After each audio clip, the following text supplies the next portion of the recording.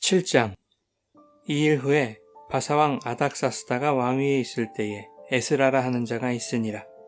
그는 스라야의 아들이요 아사라의 손자요 힐기야의 증손이요 살롬의 현손이요 사독의 5대 손이요 아히도의 6대 손이요 아마랴의 7대 손이요 아사랴의 8대 손이요 무라요의 9대 손이요 스라히야의 10대 손이요 우시엘의 11대 손이요 붓기의 12대 손이요 아비수아의 13대 손이요 비느하스의 14대 손이요 엘라살의 15대 손이요 대제사장 아론의 16대 손이라. 이 에스라가 바벨론에서 올라왔으니 그는 이스라엘의 하나님 여호와께서 주신 모세의 율법에 익숙한 학자로서 그의 하나님 여호와의 도우심을 입음으로 왕에게 구하는 것은 다 받는 자이더니 아닥사스다 왕 제7년에 이스라엘 자손과 제사장들과 레위 사람들과 노래하는 자들과 문지기들과 느다님 사람들 중에 몇 사람이 예루살렘으로 올라올 때에 이 에스라가 올라왔으니 왕의 제7년 5째 달이라. 첫째 달 초하루에 바벨론에서 길을 떠났고 하나님의 선한 손의 도우심을 입어 5째 달 초하루에 예루살렘에 이르니라. 에스라가 여호와의 율법을 연구하여 준행하며 율례와 규례를 이스라엘에게 가르치기로 결심하였었더라. 여호와의 계명의 말씀과 이스라엘에게 주신 율례학자요 학자 겸 제사장인 에스라에게 아닥사스다 왕이 내린 조서의 초본은 아래와 같으니라.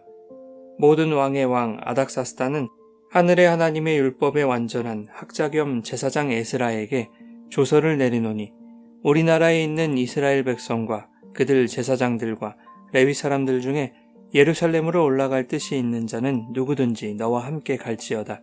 너는 내 손에 있는 내 하나님의 율법을 따라 유다와 예루살렘의 형편을 살피기 위하여 왕과 7 자문관에 보냄을 받았으니 왕과 자문관들이 예루살렘에 거하시는 이스라엘 하나님께 성심으로 드리는 은금을 가져가고 또 내가 바벨론 온 도에서 얻을 모든 은금과 및 백성과 제사장들이 예루살렘에 있는 그들의 하나님의 성전을 위하여 기쁘게 드릴 예물을 가져다가 그들의 돈으로 수송아지와 순양과 어린 양과 그 소재와 그 전제의 물품을 신속히 사서 예루살렘 내 하나님의 성전 제단 위에 드리고 그 나머지 은금은 너와 너의 형제가 좋게 여기는 일에 너희 하나님의 뜻을 따라 쓸지며 내 하나님의 성전에서 섬기는 일을 위하여 내게 준 그릇은 예루살렘 하나님 앞에 드리고 그 외에도 내 하나님의 성전에 쓰일 것이 있어서 네가 드리고자 하거든 무엇이든지 공중 창고에서 내다가 드릴지니라.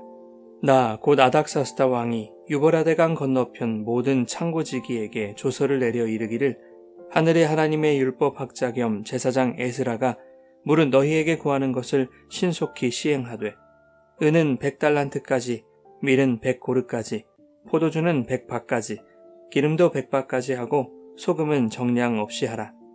무릇 하늘의 하나님의 전을 위하여 하늘의 하나님이 명령하신 것은 삼가 행하라. 어찌하여 진노가 왕과 왕자의 나라에 임하게 하랴. 내가 너희에게 이르노니 제사장들이나 레위 사람들이나 노래하는 자들이나 문지기들이나 느디님 사람들이나 혹 하나님의 성전에서 일하는 자들에게 조공과 관세와 통행세를 받는 것이 옳지 않으니라 하였노라. 에스라여, 너는 내 손에 있는 내 하나님의 지혜를 따라 내 하나님의 율법을 아는 자를 법관과 재판관을 삼아 강 건너편 모든 백성을 재판하게 하고 그중 알지 못하는 자는 너희가 가르치라. 무릇 내 하나님의 명령과 왕의 명령을 준행하지 아니하는 자는 속히 그 죄를 정하여 혹 죽이거나 귀양 보내거나 가산을 몰수하거나 옥에 가둘지니라 하였더라. 우리 조상들의 하나님 여호와를 송축할지로다. 그가 왕의 마음에 예루살렘 여호와의 성전을 아름답게 할 뜻을 두시고 또 나로 왕과 그의 보좌관들 앞과 왕의 권세 있는 모든 방백의 앞에서 은혜를 얻게 하셨도다. 내 하나님 여호와의 손이 내 위에 있으므로 내가 힘을 얻어 이스라엘 중에 우두머리들을 모아 나와 함께 올라오게 하였노라.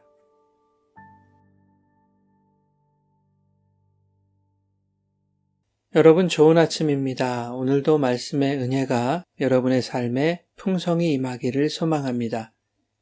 에스라 1장부터 6장까지는 바벨론 포로에서 돌아온 1차 귀환자들과 성전 재건에 대한 이야기였습니다.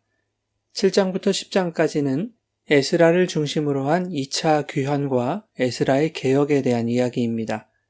본문 1절은 2일 후에라는 말로 시작합니다.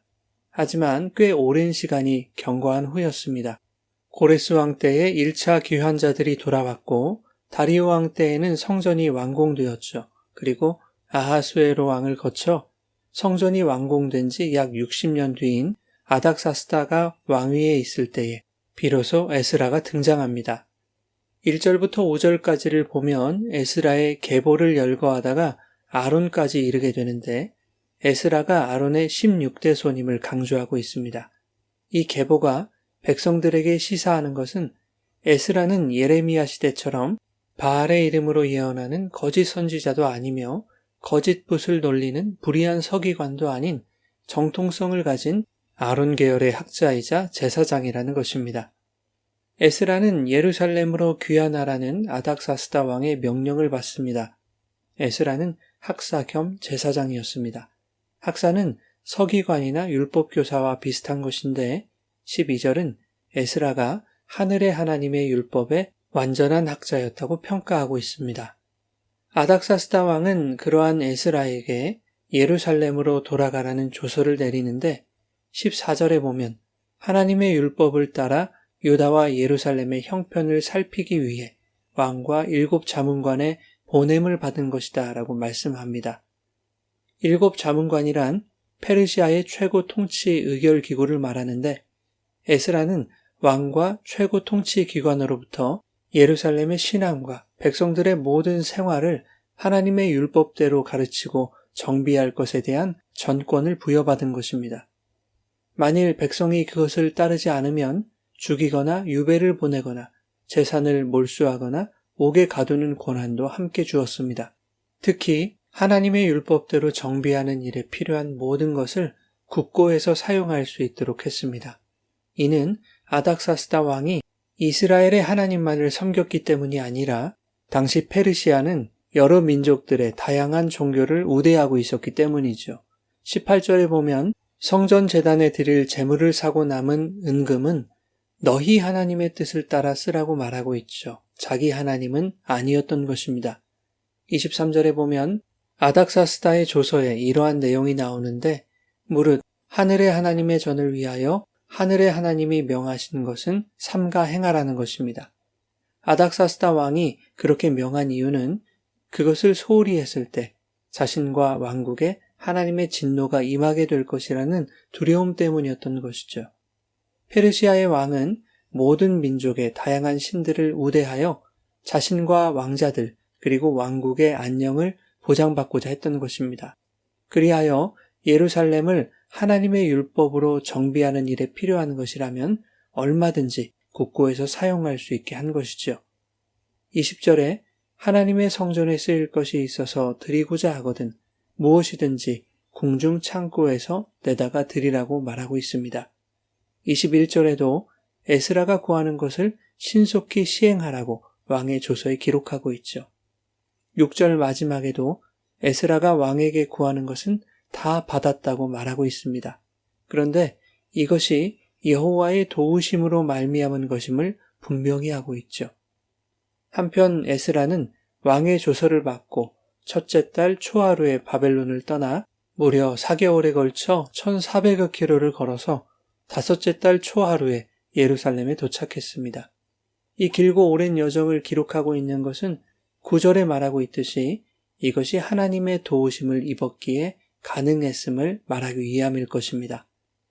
넉 달 동안 1400km나 되는 길을 걸어오면서 에스라는 이 멀고 험한 여정 가운데 그 많은 사람들이 도중에 죽지 아니하고 바벨론에서 가져온 은금의 예물도 도둑맞지 않고 무사히 돌아올 수 있었던 것은 하나님의 선하신 손이 도우셨기 때문이며 아닥사스다 왕의 마음을 움직여서까지 필요한 모든 것을 공급받게 하신 것도 하나님의 계획이었음을 깊이 묵상할 수 있었을 것입니다.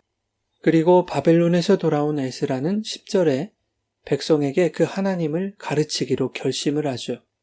에스라가 여호와의 율법을 연구하여 준행하며 율례와 규례를 이스라엘에게 가르치기로 결심하였었더라. 에스라의 이 결심은 단순히 말씀만 가르치겠다는 것이 아니었습니다. 율법을 연구하고 그것을 자신이 먼저 준행하겠다는 것이죠. 그는 예루살렘에 돌아와 완공된 성전을 보며 감격했을 것입니다. 그 하나님의 성전을 중심으로 하나님의 말씀대로 살아가는 공동체를 세우려면 먼저 말씀을 깊이 연구하여 하나님의 뜻에 벗어난 것이 있다면 고쳐서 바로잡고 백성 앞에서 자신이 먼저 준행하는 모습을 보여야 한다고 생각한 것입니다. 이것은 오늘날 목회자들이 깊이 새겨야 할 말씀이죠.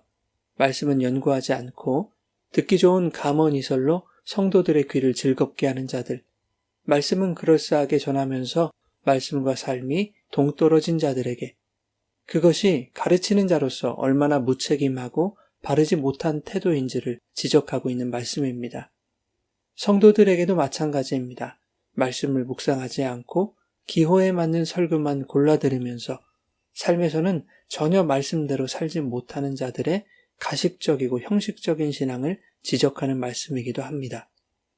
하나님은 성전이 완공된 지 60년 만에 에스라를 예루살렘으로 보내셨고 그를 통해 2차 귀환을 행하셨습니다. 이것이 보여주는 것은 하나님의 일에는 때가 있고 하나님의 때에 따라 하나님이 쓰시는 사람들이 있다는 것입니다.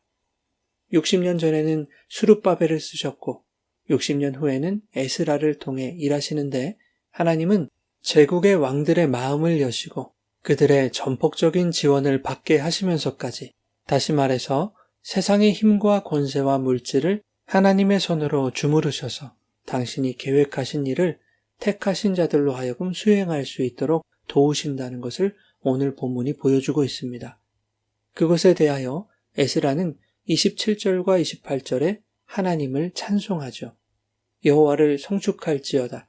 그가 왕의 마음에 예루살렘 여호와의 성전을 아름답게 할 뜻을 두시고 나로 왕과 그의 보좌관들 앞과 왕의 권세 있는 모든 방백 앞에서 은혜를 얻게 하셨도다. 에스라는 이 하나님의 은혜로 내가 힘을 얻어 사람들과 함께 예루살렘에 올라올 수 있었다고 고백하죠. 사랑하는 여러분, 우리의 인생은 하나님의 손 안에 있습니다. 세상의 역사도 하나님의 주권 아래에 있습니다.